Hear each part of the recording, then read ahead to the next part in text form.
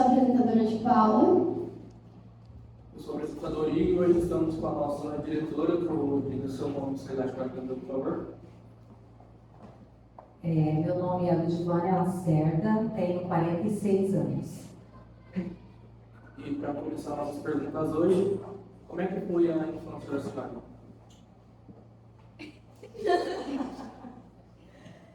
Então, eu tive uma infância feliz, né?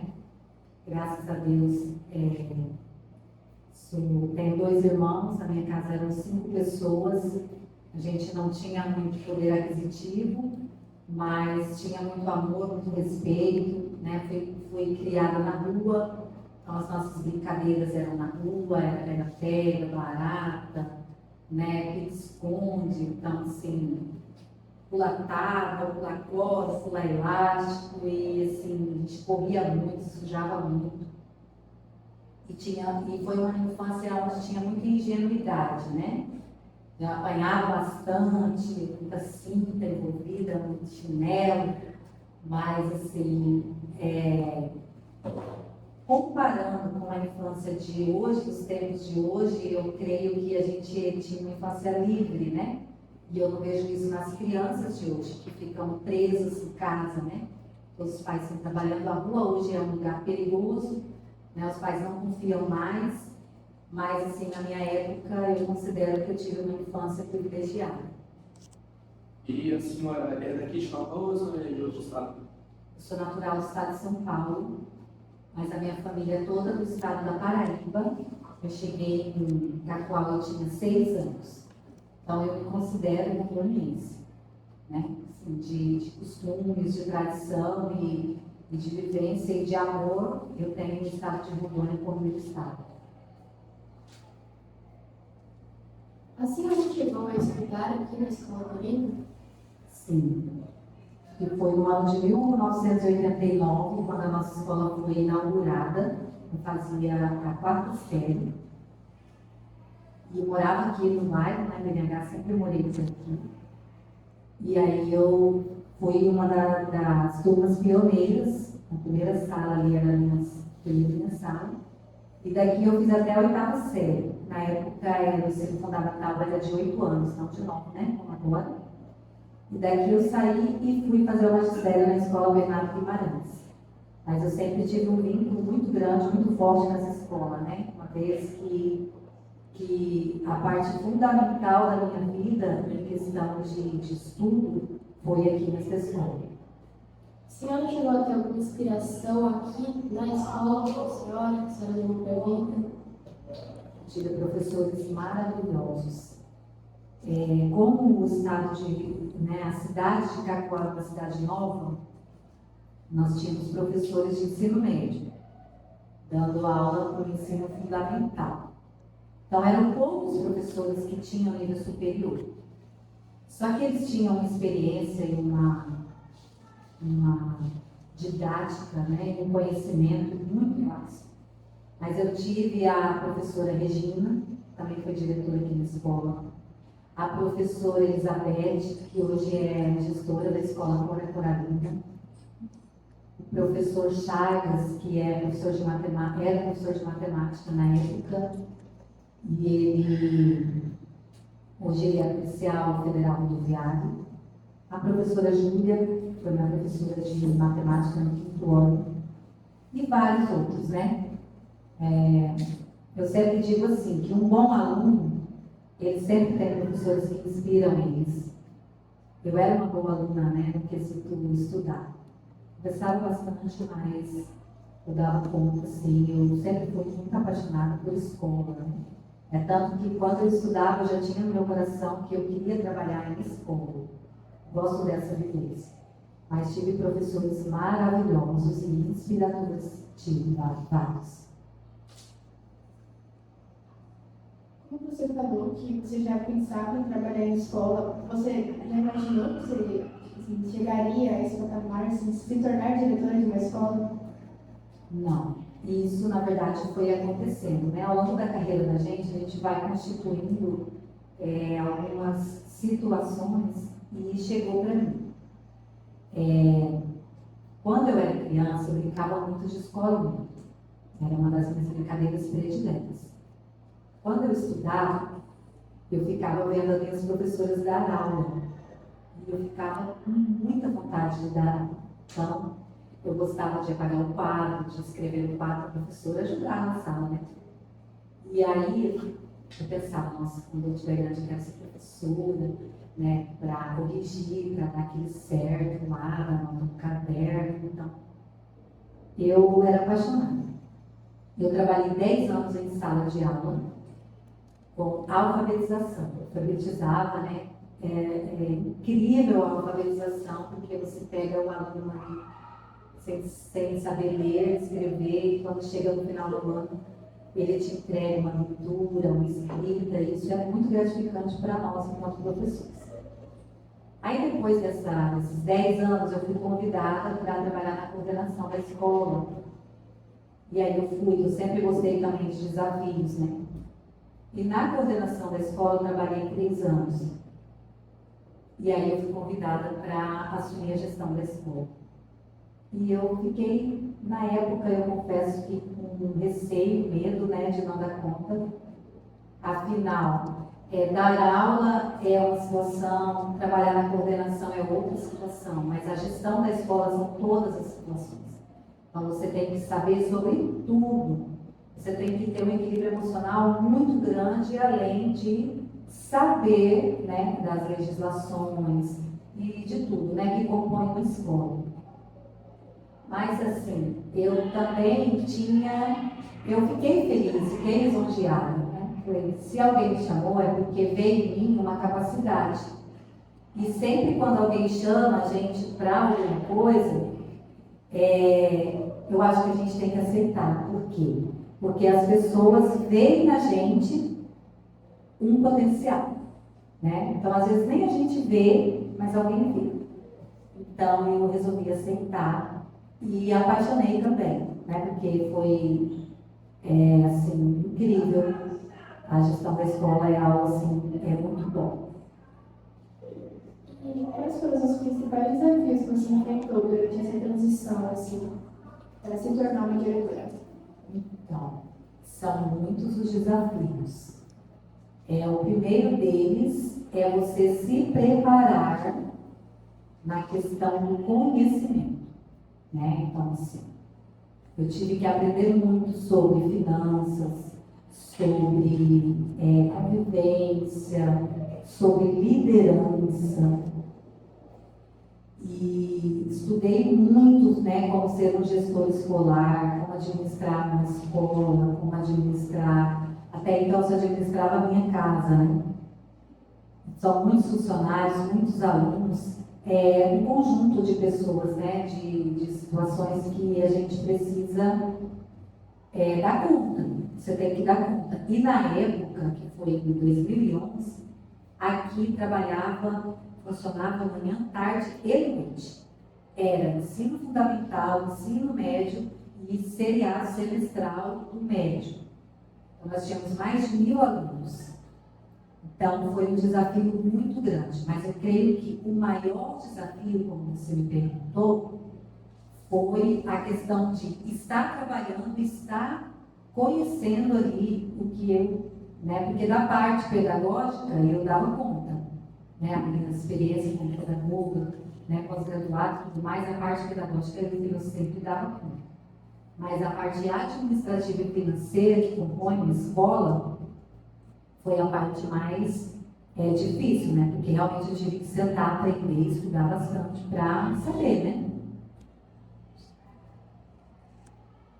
A parte que a senhora lidou como pedagoga influenciou alguma coisa na forma como a senhora lidera hoje a escola? Influenciou de alguma forma?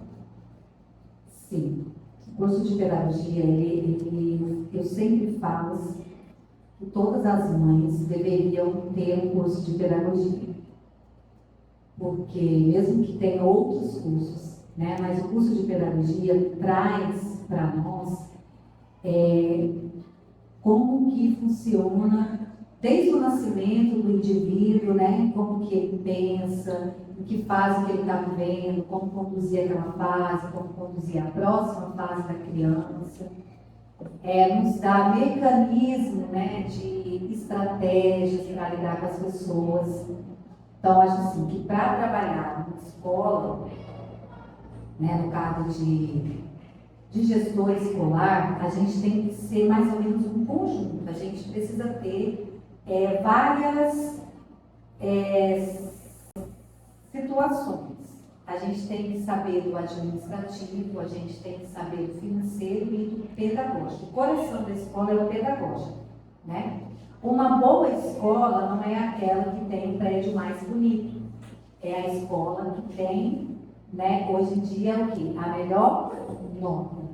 Como fazer esses alunos aprender? Por que os alunos não estão aprendendo? Por que os alunos estão evadindo da escola? Então, isso é um grande desafio. É atender as expectativas pedagógicas mesmo.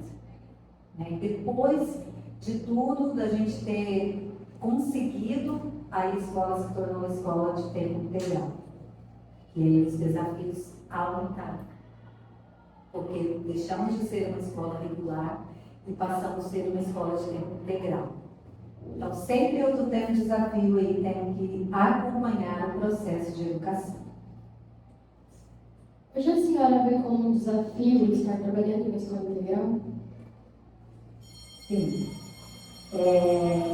Desafio foi quando nós implantamos, né? Foi bem complicado, porque muda toda a diretriz, muda todas as normas, muda muita coisa, legislação, então a gente tem que aprender a estrutura de uma escola integral. Mas hoje já está mais tranquilo, né? Já temos aí mais de 2 anos atuando. Sempre tem desafio, né? Em tudo na nossa vida, cada ano é um ano, cada grupo de alunos é um grupo de alunos, todo docente, mas eu creio que hoje eu já estou mais tranquila. No início foi mais desafiador. E quais são as maiores responsabilidades de ser uma diretora na escola integral? Aí é que tá. Nós temos muitas responsabilidades, mas eu creio que a primeira é com a qualidade de ensino. Como trabalhar o docente da escola para que ele haja, né, com o foco na aprendizagem.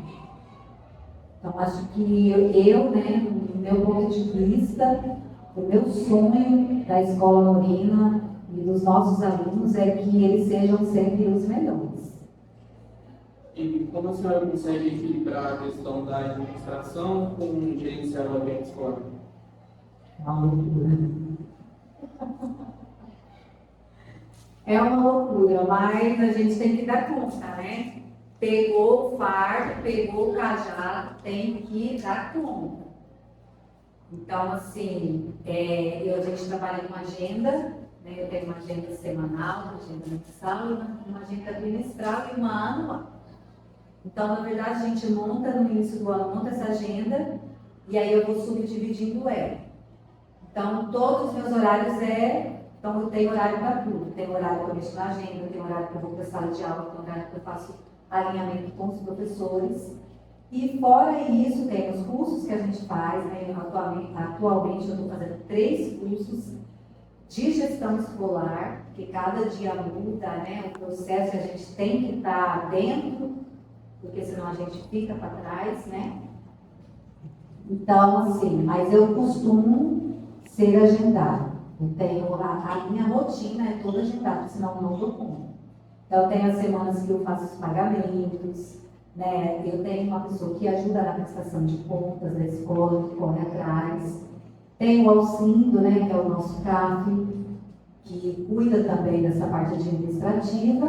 E o meu foco é mais no pedagógico, mas eu dou um olho em tudo que está acontecendo na escola. E quais são os maiores desafios hoje em dia para você e para o auxílio na escola? Então, eu acho que dentro da escola está mais fácil. São as influências fora da escola, tá? Vindo da escola, né? Então, tem aumentado, né, o índice de famílias desestruturadas. Então, alunos que chegam sem estrutura emocional, trabalhar o emocional dessas crianças, né? A questão do cigarro eletrônico está sendo muito complicado de trabalhar. Então, assim, eu considero que o estado emocional dos alunos, né? A questão dos vícios, o álcool está muito presente na vida dos adolescentes, o cigarro eletrônico. Os adolescentes estão muito ligados na internet de uma forma negativa, porque a internet, ela é bem positiva, ela é um mundo, né, na frente da gente. Então a gente pode entrar nesse mundo e pegar o que ele tem de melhor. E muitos adolescentes têm feito o contrário, têm usado a internet para pornografia, para violência. Então, assim, eu não falo nem tanto sobre jogos, porque o jogo ele ainda acaba desenvolvendo algumas situações no indivíduo, né? Mas, assim, tem tirado muito tempo dos alunos e tem colocado eles num campo mórbido, sabe? Alguns não têm assim, motivação mais para estudar, o negócio deles é ficar ali naquele mundo. Isso é muito preocupante e isso tem se tornado uma dificuldade dos professores trabalhar em sala de aula. Muitos alunos já chegam com um sono, né, já chegam assim, sem ter tido uma noite de sono tranquila, porque os fatores externos à escola estão afetando, né, uma parte dos nossos alunos, dos nossos adolescentes. Isso é muito preocupante. A nossa sociedade, nós temos que fazer alguma coisa para que a gente consiga corrigir isso. Fato que eu penso que está ligado à família. Acho que é a família que tem o poder aí, né, de estar colocando uma rotina na vida dos seus filhos, dos seus adolescentes, para que a gente consiga salvar aí a nossa, né, geração que está chegando. Como a senhora acha que vai influenciar esses atos dessas crianças e desses adolescentes assim que eles tiverem maior de idade, para a gente serem adultos? Então, de tudo aquilo que a gente consome, o que a gente dá? Só o que a gente recebe. Então é preocupante por quê? Porque eu fico vendo algumas situações e eu fico pensando, nossa, essa é a nossa geração que vai cuidar da gente, vai ser os médicos, os delegados, os professores, os juízes, né? Os nossos políticos são vocês futuramente. Então é preocupante. É preocupante, porque a escola, ela quer preparar o aluno para a cidadania. É isso que os alunos estão fazendo aqui hoje. É isso que o professor vem trabalhar com os alunos, né? E a gente observa que essas infiltrações assim, dentro do ambiente escolar têm atrapalhado. Então, eu creio que alguns adolescentes vão se tornar adolescentes que são incapazes de gerenciar a sua própria vida, sua própria família, e eles vão ter família, né? As pessoas vão ter família. Como serão os filhos? Como serão os conselhos? Né? O que ele vai falar para o filho? Filho, não faça isso, não faça aquilo, ou ele vai falar. Então, isso é muito preocupante. Então, o maior desafio que a Escola Norina hoje busca é tentar resgatar essas situações, tentar fazer com que os alunos entendam, né, que hoje eles estão aqui construindo a história de amanhã. Então, eles precisam estar preparados para que eles sejam adultos de sucesso. Esse é o nosso ponto principal, é o nosso objetivo. Todos, né, nem a menos, como diz o ditado. Hoje em dia, sempre que acontece algum caso na escola, alguma coisa, é bem difícil lidar com os alunos, né, para dizer que não é certo. Tipo, se for reparar, sempre que acontece alguma coisa, sempre são os mesmos alunos. E o que você acha sobre isso? Tipo, a sua relação com eles? Então, é aquilo que eu disse anteriormente, né? É um grupo, né? São poucos.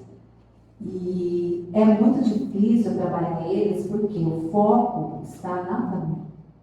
E quando você chama o responsável para conversar, às vezes eu chego na conclusão assim, nossa, é melhor a gente não chamar mais o pai desse aluno, é melhor a gente tentar trabalhar ele na escola, se aproximar dele. Porque a relação dele em casa, muitas vezes, colocar eles num ritmo diferente. Mas aquilo que eu disse anteriormente, hoje em dia está muito difícil trabalhar a família. Porque o aluno que tem contato com algo é na família. Um adolescente, onde ele vai ter contato com algo? Casa. Onde ele vai ter contato com o cigarro? Casa. Onde ele é livre para acessar a internet? Em casa. E onde estão os responsáveis por esses alunos? Trabalhando? Né? Será que estão inserindo eles nesses momentos onde essas coisas não deveriam estar à frente deles? Então é muito preocupante. A gente está vivendo um tempo bem difícil.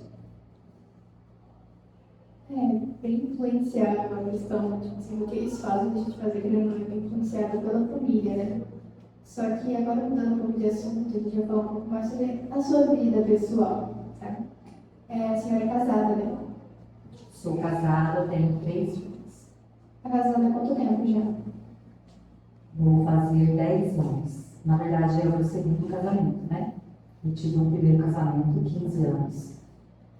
Dele, eu tive 3 filhos.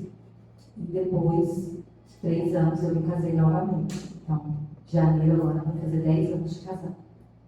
E agora que a senhora já construiu a sua família, que você se tornou a diretora, que era algo que você sempre quis, você se sente realizada ou você ainda tem algum sonho para realizar?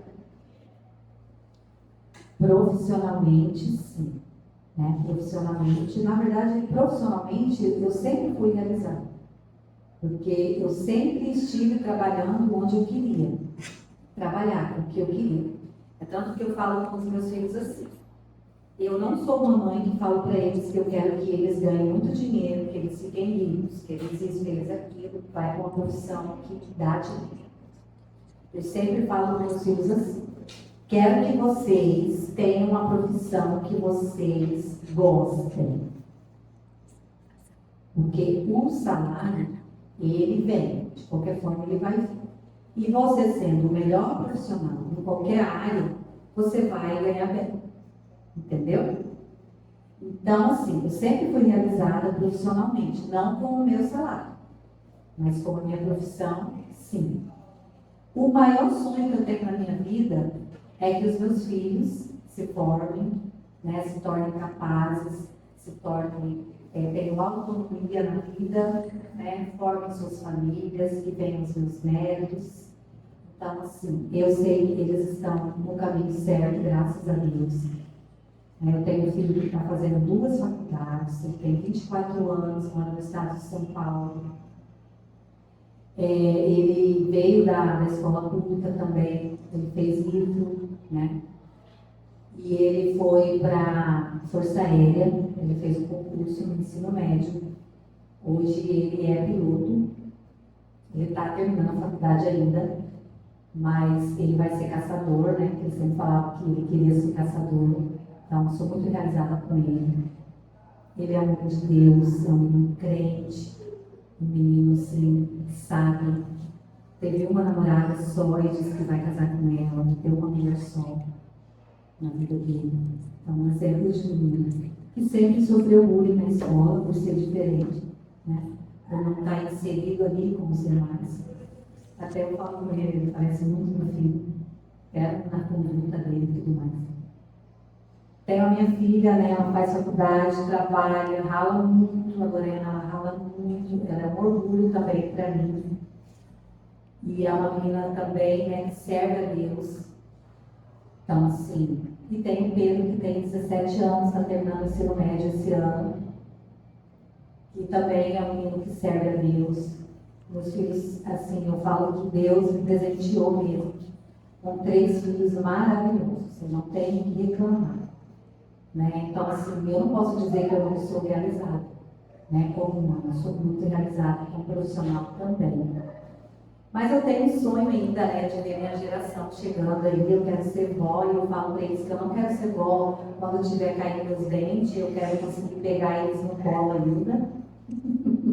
Os meus netos, mas os meus filhos é bem devagar, por isso eu não sei, eles têm tudo programadinho, né? Mas eu sou muito feliz enquanto profissional, enquanto mãe, graças a Deus.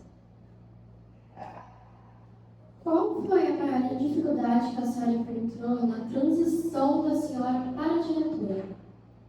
Então, foi a questão do medo, foi a questão da falta de conhecimento, né, que eu tinha na parte administrativa e financeira de uma escola, de todas as dimensões.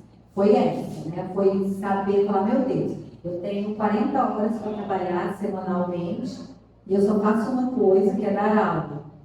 E agora, como é que eu vou fazer, né? É muita coisa em pouco tempo, e não dá tempo, tá? Não dá tempo, a gente não finaliza a semana. Às vezes até os alunos vão na mensagem e falam, agora eu não posso, agora eu não posso, porque a gente responde muito drive, trabalha muito com drive, muito com planilha, e tem que responder, e tem que se virar, né? Foi isso. Quais são os maiores desafios que a senhora, até hoje, todo o tempo de carreira da senhora, a senhora achou que foi impossível quase, a senhora, na graça a Deus, por conseguir terminar? Dentro da escola, eu acho que foi o período da pandemia, porque a gente perdeu algumas pessoas, a gente teve pânico, né, de estar aqui naquele momento e conduzir alunos, pais, os funcionários, os professores que continuaram trabalhando, mesmo que de forma remota. Então, aí eu pensei em desistir, eu falei, meu Deus, aí eu tive muito medo de não dar conta e de adoecer também, né, e cada hora que chegava era uma notícia ruim, era uma coisa, foi um pânico. Foi o pior momento da minha vida durante a gestão escolar, foi o tempo da pandemia, sem dúvida.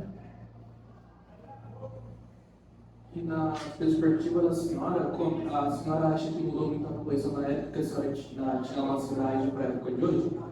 Meu Deus, mudou consideravelmente, né? Na minha época não tinha celular. Dá para vocês pensar como que era sem ter celular, sem internet? Não dá, né? Não dá para pensar, falar, meu Deus, não dá. Então, na nossa época, tudo era muito diferente. Por exemplo, a maioria das mães ficavam em casa, acompanhavam mais os filhos.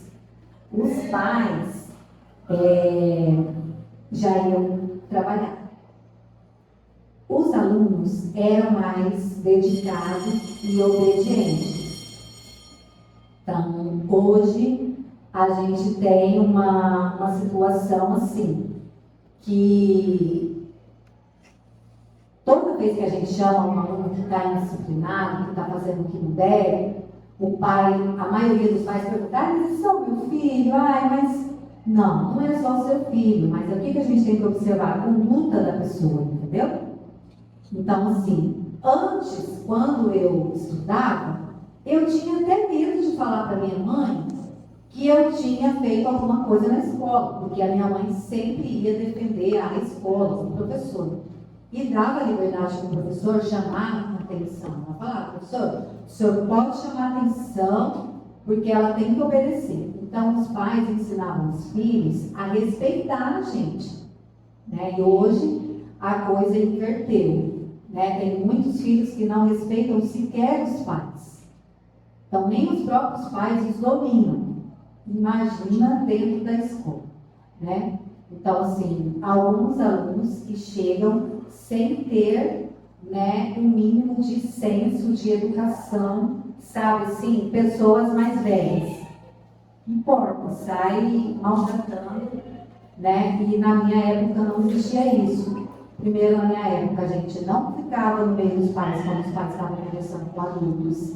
Né? A gente tinha que dar bênção, a gente tinha que respeitar as pessoas mais velhas, a gente não discutia com os pais algumas situações. E hoje em dia, filhos dá de dedo na cara do pai, enfim, né? Então, assim, mudou bastante. A gente era responsável pelo seu estudo da casa. Hoje em dia, para um adolescente ajudar em casa no caos, né? Daí eles já querem se voltar, se isso, se aquilo. A rede social traz uma influência negativa. Por quê? Porque tem muita essa questão das blogueiras, essa questão da vida de internet que não existe, aquela felicidade 24 horas, que tem afetado muitos adolescentes a querer aquela vida fácil, muitos meninos a querer aquela vida daqueles caras lá, que não existe, gente. Aquilo é uma ilusão. Aquilo é para ter seguidor, aquilo, tudo bem, algum ou outro ali enriqueceu mesmo, né? Mas aí fica uma grande massa aqui tentando fazer a mesma coisa e se enrolando todo e se sentindo frustrado porque não dá certo para eles. Então, sim, eu acho que o que mudou foi isso. Perdemos um pouco o controle. Os filhos da senhora tinham alguma dessas fases ou a senhora conseguiu lidar bem com os vários filhos? Então, parece até mentira, né? Mas eu nunca tive problema com meus meninos. Nunca fui chamada na escola. Eu, assim, é como essa travessura de criança, assim, tinha, né, dava uns jeitinhos lá em casa, uns palmadinhos, uns castigos, umas coisas. Tem que se virar a criança tem que saber que tem regras. Ela se torna uma adolescente mais organizada, ela se torna um adulto mais preparado. Mas graças a Deus eu não tive, eu consegui, né, sei lá, Deus me ajudou muito também. A questão, né, da religião também acho que ajudou. A questão do grupo de influências dos meus filhos, eu sempre procurei conviver junto. Então, sempre soube quem eram os amigos da Lorena, sempre soube quem eram os amigos do João e do Pedro. Então, eu sempre convivi, eu cresci com os amigos deles. Então, quando eu via que tinha alguma amizade que eu achava que não era legal, eu, de um jeito muito sutil, né, sem bater de frente, eu conseguia dar um jeito de afastar aquela amizade deles. Eu sempre fui muito ligada sobre isso. Bom, nós estamos ao vivo e tivemos uma pergunta para a senhora do Miguel do Nome B. Ele perguntou quantos anos a senhora começou a trabalhar aqui no Rio. 18. Foi o primeiro trabalho da senhora? Primeiro trabalho. Eu fiz o concurso, eu fiz o ensino médio, né? Normal, vocês vão começar muito bem. Eu fiz o ensino médio e no final do ano teve um concurso. E aí a minha mãe me inscreveu, né? E ela falou, lógico, faz concurso, se você passar o ano que vem, você já está trabalhando. E eu precisava trabalhar, né? Como eu disse, eu não vim de uma família bem em situação. Gente, todo mundo é muito trabalhador, tudo para nós é muito suave. E deu certo, eu passei no concurso. E aí no ano subsequente, quando foi 17 de julho de 15 de julho de 1997, eu tomei posse, eu tinha 18 anos. Então até hoje, 27 anos de trabalho, eu creio que dá 27, sei lá, 28. Não sou tão velha não, gente, eu comecei a trabalhar cedo, tá? Infelizmente, vamos ter que encerrar nossa entrevista de hoje por aqui. Obrigada pela participação, por trazer esse conhecimento. E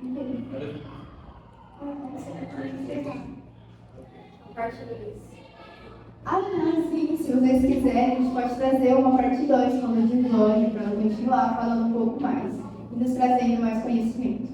Então é isso, obrigada. Obrigada a vocês, quero parabenizar a eletiva do nono ano. Até falei para o professor Alex, para mim foi a melhor que teve, né? E essa interação faz a gente crescer junto, né? Conhecer um pouquinho de cada um, ver, estar do outro lado, de sua importância.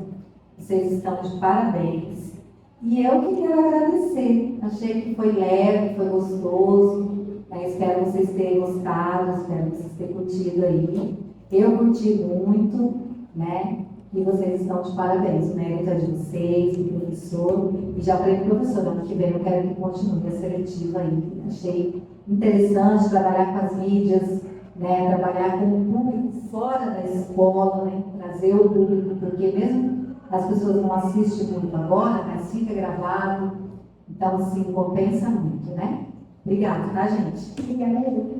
Bom, esse foi mais um episódio do nosso Pod 10. Se inscreva no nosso canal, nas redes vizinhas. E é isso. Muito obrigada e até a próxima.